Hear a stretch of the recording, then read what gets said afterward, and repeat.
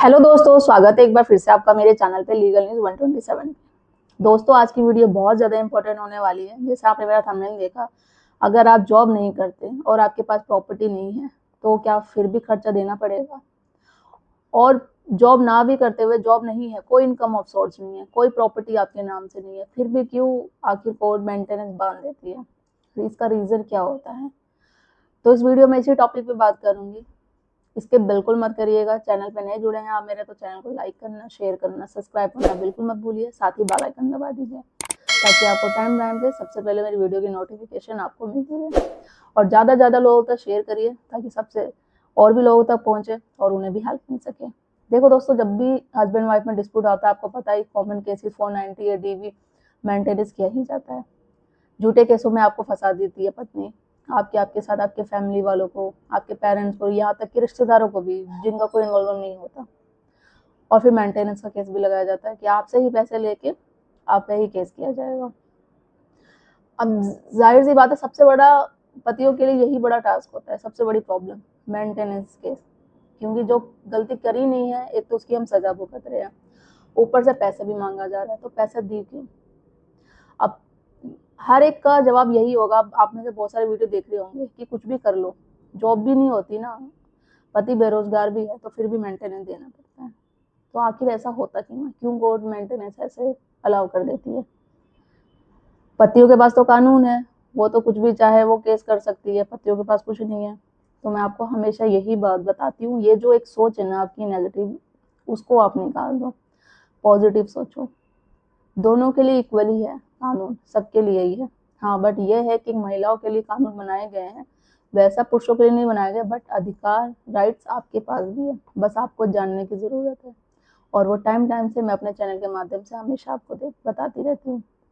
तो देखो, मेंटेनेंस ना देने के बहुत सारे रीज़न है। अब हाल ही में ऐसे बहुत सारे क्वेश्चन आए थे मेरे पास, और बल्कि आप में से और भी बहुत सारे पति जो ये वीडियो देख रहे होंगे, उनके साथ भी सिचुएशन होती है। मेरे पास आते रहते कमेंट कि मैम हम तो बेरोजगार है, फिर भी कोर्ट ने हमें मेंटेनेंस अलाउ करा दिया है। या फिर बोलते हैं कि मैडम हमारी सैलरी 8,000 है, 10,000 है, और मेंटेनेंस जो उससे ज़्यादा लगा दिया है, तो हम क्या करें? ऐसा हुआ क्यों है? कोर्ट में हमने बताया, फिर भी ये सारी चीज़ें हैं। देखो, पहले बात तो मैं इसका जो सोल्यूशन देखो, ना देने के लिए, मेंटेनेंस ना देने के लिए आपको एंड तक फाइट करना पड़ेगा। और उसके बहुत सारे, देखो, सुप्रीम कोर्ट, हाई कोर्ट की गाइडलाइंस भी है, जजमेंट भी आ रखी है। आप मेरे चैनल पे जाके देखिए, आपको बहुत सारे मिल जाएंगे मेंटेनेंस से रिलेटेड कि ना देने के लिए हम क्या करें। तो बात करते हैं, जब आप बेरोजगार हैं, आपके पास जॉब कोई नहीं है, प्रॉपर्टी कोई नहीं है, फिर भी पत्नी क्या करती है? मेंटेनेंस पाने के लिए ना हमेशा क्या करती है? बढ़ा चढ़ा के आपकी इनकम बताएगी। फॉर एग्जाम्पल, अगर आप जॉब कर रहे हैं, सैलरी आपकी अगर 10,000 है मंथली, तो वो 1 लाख बताएगी। प्रॉपर्टी आपके नाम से कोई नहीं है, या आपके फादर के नाम से बोलेगी, आपके नाम से भी प्रॉपर्टी है। या फिर है ही नहीं आपकी कोई प्रॉपर्टी, रेंट पे रहता है, फिर भी बोलेगी प्रॉपर्टी है। क्यों? उसका मेन मकसद क्या है? आपसे पैसे लेना, पैसे की डिमांड करना, कि वही वो चाहती है। अब आप बोलते रहेंगे, कोई नहीं सुनेगा। यही होता है ना अक्सर कि कोर्ट में जाना, नहीं कोर्ट तुम्हारी सुन ही नहीं रहा, क्योंकि महिलाओं की सुनता है, वो कोर्ट में पहुंच गई तो वही सही है, हम गलत है, भले हमने कुछ ना किया हो। क्रुएल्टी तो मेन पति के साथ हो रही है, बट कानून कोर्ट किसकी सुनता है? उन लेडीजों की जो झूठा केसेस कर रही है। एक बार फिर से मैं बोलना चाहूंगी, ये वीडियो सिर्फ मैं उन लेडीजों के उसकी पे बनाती हूँ कि जो झूठा केसेस करती है, बिना किसी रीजन के पति और अपने ससुराल वाले को फंसाती है। और रीजन बहुत सारे होते हैं। हाँ, आप में से जो महिला है जिनके साथ सच में अत्याचार होता है, वो नहीं जा पाती कोर्ट। अगर आप लोगों को कोई हेल्प चाहिए, चीज़ें हैं, आप कमेंट में करके मुझसे हेल्प ले सकते हैं, अपॉइंटमेंट बुक करके बात कर सकते हैं, मैं ज़रूर आपकी हेल्प करूंगी। अब देखिए, बात करते हैं ऐसा आखिर होता क्यों है? जब आप कोर्ट में बता रहे हैं कि आप बेरोजगार हैं, आपके पास नाम से कोई प्रॉपर्टी नहीं है, इनकम है, एफिडेविट सब सबमिट कर देते हैं, फिर भी क्यों कोर्ट मेंटेनेंस अलाउ कर देता है? देखो, एक रीज़न होता है, क्योंकि कोर्ट को ये पता होता है कि जो दोनों पार्टी है, हस्बैंड वाइफ, उसको मेंटेनेंस चाहिए और पति को मेंटेनेंस नहीं देना है। ठीक है? तो हो सकता है कोर्ट ये अज्यूम करती है कि इस पे झूठा आरोप लगा है, वो नहीं, वो तो बात की बात है, जब क्रॉस क्वेश्चन होगा, एविडेंस लिए जाएंगे, वो सारी चीजें। पत्नी अपने आप को ऐसा दिखा देती है कि उसको पैसे की बहुत नीड है, उसको मेंटेन नहीं मिलेगा तो वो अपने आप को मेंटेन कैसे कर पाएगी? फाइनेंशियली इतना ज्यादा आपको वो दिखा देती है, बहुत ज्यादा। तो कोर्ट ये अज्यूम कर लेता है कि हो सकता है शायद ये हस्बैंड को मेंटेनेंस ना देना हो, उस वजह से उसने जॉब छोड़ दी हो। या फिर झूठ बोल रहा हो, इनकम ऑफ सोर्स अपना कम बता रहा हो, या चलो मान लिया जॉब नहीं भी कर रहा, वो अपने आप को बेरोजगार बता रहा हो, वो बात सारी सही है, तो बिल्कुल फिट है ना शारीरिक रूप से, तो कमा के जो भी है उसकी पत्नी उसकी रिस्पॉन्सिबिलिटी है, तो जॉब करके जो भी है चीजें वो उसको मेंटेन कर सकता है, पैसे दे सकता है, उसकी जिम्मेदारी है। तो इस बेस पे अगर आप बोलते रहते हैं मैं बेरोजगार हूँ, मेरे पास जॉब नहीं है, सारी चीजें, फिर भी एक मिनिमम सारा अज्यूम करके वो सारी चीजों को देख के कोर्ट आप पे मेंटेनेंस अलाउ कर देता है। अब हम बात करते हैं, अगर आप बेरोजगार है, सारी चीजें हैं, तो किस तरीके से मेंटेनेंस रोकने से बचाया जा सकता है।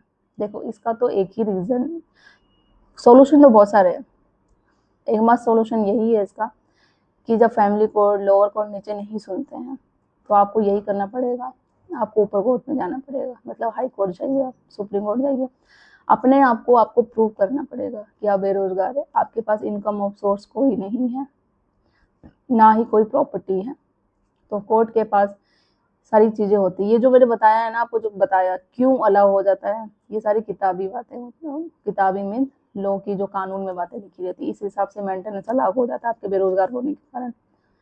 क्योंकि कोर्ट में सालाना डेली बोलो कि बहुत सारे बस यही केसेस चलते रहते हैं मैट्रिमोनियल से रिलेटेड ही, तो यही रहता है, कौन सच बोल रहा है कौन झूठ बोल रहा है। देखो कोर्ट को भी सारी चीजें पता है कि वो पैसा नहीं देना चाहते हैं या वो वाइफ पैसे लेने के लिए झूठ बोल रही है, सारी चीजें पता है, तो अलाउ कराना है, सारी चीजें हैं, आपको पता है कि आपको देना नहीं है, पहले आपको फाइट करना पड़ेगा केसेस को खत्म कराने के लिए, एविडेंस है, शो करिए, हाई कोर्ट जाइए, कैश क्वैश भी करा सकते हैं, ठीक है, और आपको प्रूव करना पड़ेगा कि आप बेरोजगार हैं, आपके पास इनकम और सोर्स कुछ नहीं है, ना ही कोई प्रॉपर्टी है। जब आप प्रूव कर देंगे, हाई कोर्ट ऊपर जाते हैं, तो मेंटेनेंस आपको नहीं देना पड़ेगा, ठीक है।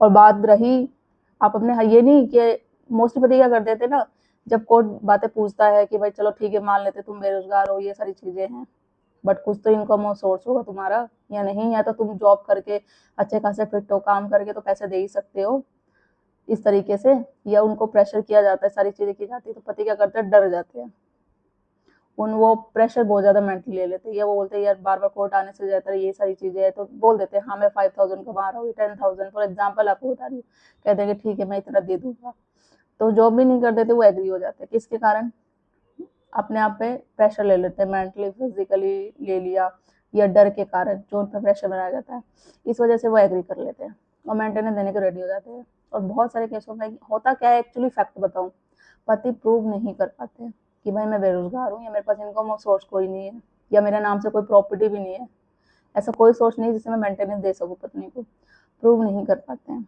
ना आगे कोर्ट तक जा पाते हैं, तो इस वजह से उनको मेंटेनेंस देना ही पड़ता है। एक फिर कोर्ट डिसाइड कर लेती है मिनिमम जो वेजेस होगी, एक सैलरी होती है उस बंदे की, वो किस हिसाब से कमा सकता है, उसकी एजुकेशन या सारी चीज़ें करंट सिचुएशन देख के वो मेंटेनेंस बांध देती है।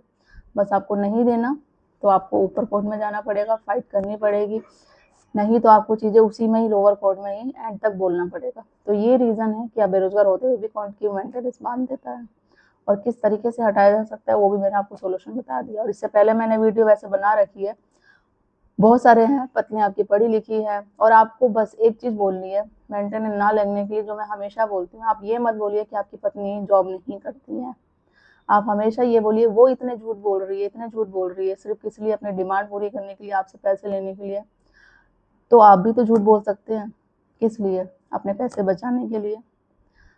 हमेशा ये बात बोलिए कि पत्नी मेरी जॉब करती है, ये मत बोली कि करती थी, अगर आप बोलते थे हाँ करती थी, इंटरनल मेंटेनेंस तो अलाउ हो जाएगा, फिर उसको नहीं रोक सकते आप, बोलिए जॉब करती है, पत्नी मना कर देगी नहीं मैं तो जॉब करती नहीं हूँ, हाँ पहले करती थी या अभी छोड़ दी है मैंने, तो नहीं करती है, ये हो सकता है पहले ऑफिस जाती थी, अभी आजकल तो ऑनलाइन का जॉब है, लोग वर्क फ्रॉम होम करते हैं, वर्क फ्रॉम होम करती होगी, या वैसे आपकी पढ़ी, जैसे पत्नी पढ़ी लिखी कम है तो सिलाई कढ़ाई होता है, या जो भी है, बहुत सारी चीजें होती है जो घर बैठे बैठे कर सकते हैं, तो उस तरीके से बोलिए जॉब करती है, हमें अभी तक करती है, तो चीज़ें से देखो बहुत सारे सॉल्यूशन है, आप मेरे चैनल पे जाकर वीडियो देखिए और आपको मिल जाएंगे, जिससे आपको हेल्प मिलेगी। और कुछ हेल्प चाहिए आपको तो अपॉइंटमेंट बुक करके आप मुझसे बात करिए, या मेरी टीम से किसी से बात कर सकते हैं आप, आपको प्रॉपर लीगल एडवाइस दी जाएगी, ठीक है। मेरी वीडियो को ज़्यादा से ज़्यादा लोगों तक शेयर करिए, वीडियो कैसी लगती है ज़रूर बताइएगा कमेंट में, चैनल को सब्सक्राइब करना बिल्कुल मत भूलिए। जल्दी मिलती हूँ मैं कैसे ही इन्फॉर्मेटिव वीडियो के साथ, तब तक के लिए थैंक यू।